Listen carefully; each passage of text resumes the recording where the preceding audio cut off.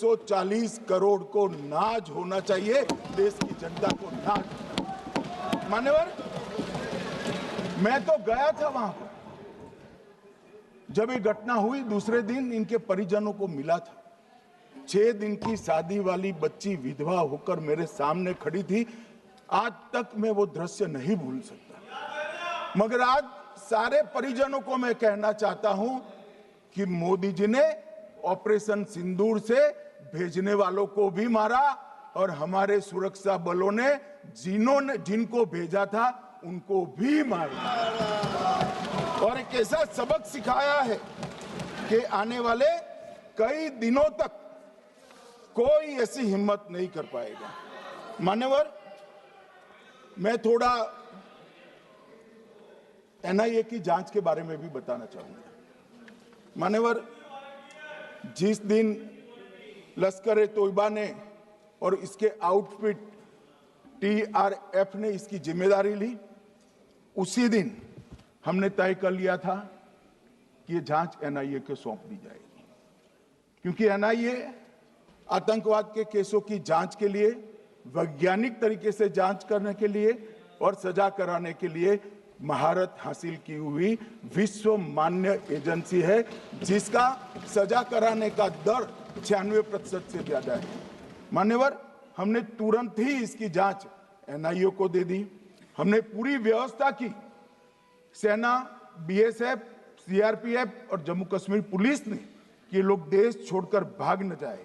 और मान्यवर, इसकी जांच की शुरुआत हुई। एक थकाने वाली बहुत लंबी जांच हुई है। जांच के दौरान मृतक के परिजन जो साथ में थे उनको सभी को चर्चा किए गया। पर्यटकों, खच्चर वालों, पोनी वालों, फोटोग्राफर,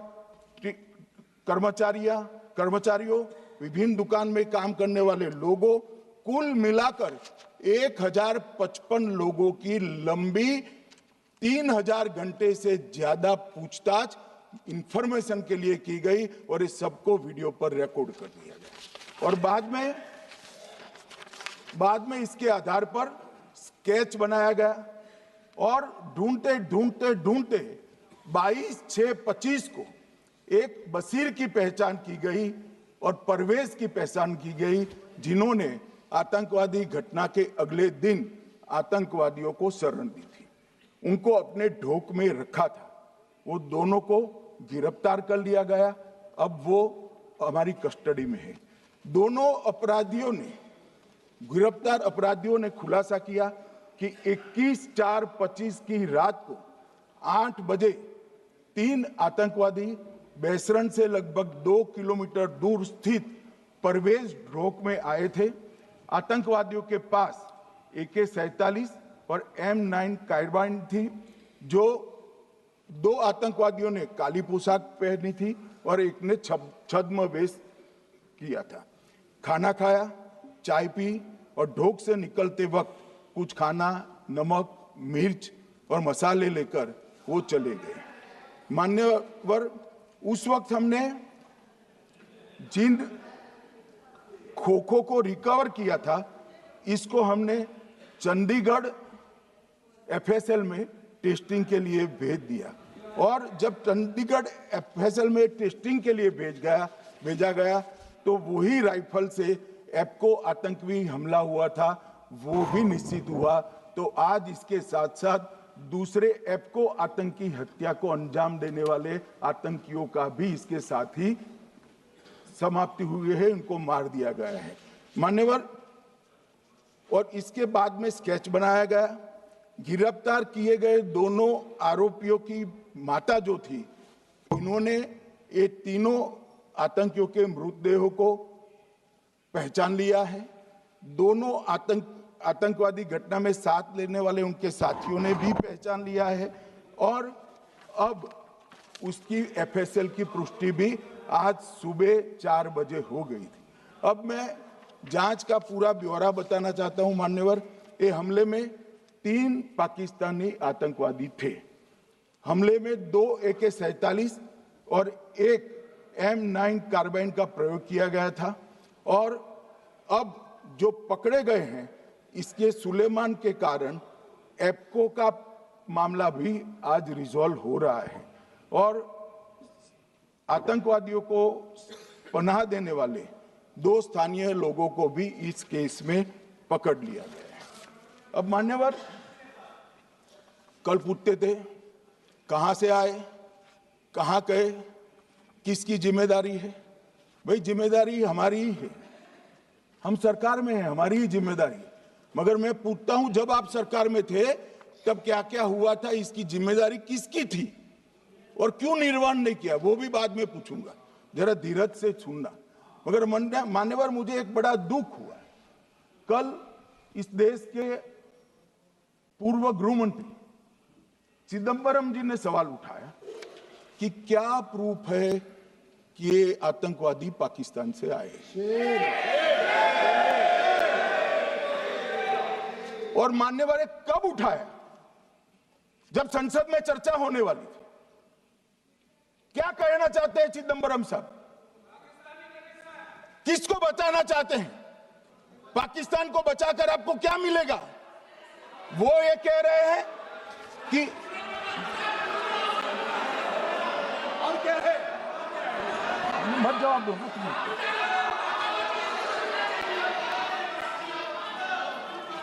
मान्यवर हमारे पास, मैं आज चिदंबरम साहब को कहना चाहता हूं, मैं आज चिदंबरम साहब को आपके माध्यम से कहना चाहता हूं, हमारे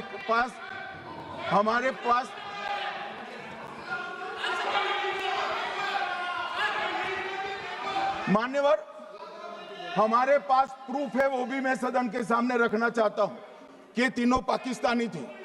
3 में से 2 के पाकिस्तान के वोटर नंबर भी आज हमारे पास उपलब्ध है। मान्यवर ये राइफलें हैं, ये राइफलें भी हमारे पास उपलब्ध है। इनके पास से जो चॉकलेटें मिली हैं, वो चॉकलेटें ढोक में से मिली, वो भी पाकिस्तान की बनाई हुई चॉकलेट है। मान्यवर ये कहते हैं कि पाकिस्तानी नहीं थे, इसका मतलब पूरी दुनिया के सामने इस देश का एक पूर्व गृह मंत्री पाकिस्तान को क्लीन चिट दे रहा है। और मान्यवर वो पाकिस्तानी आतंकवादी नहीं थे, ऐसा बोलकर श्री चिदंबरम अगर पाकिस्तानी आतंकवादी नहीं थे तो पाकिस्तान पर हमला क्यों किया, वो भी सवाल खड़ा कर रहे हैं।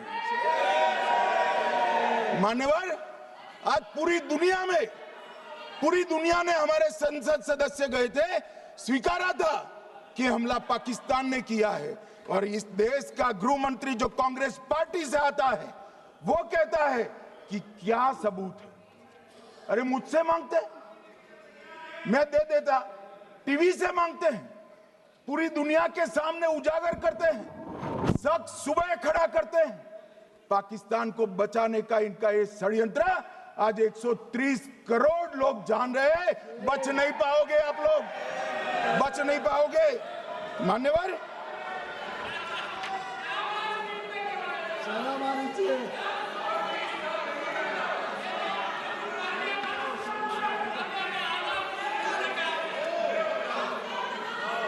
मान्यवर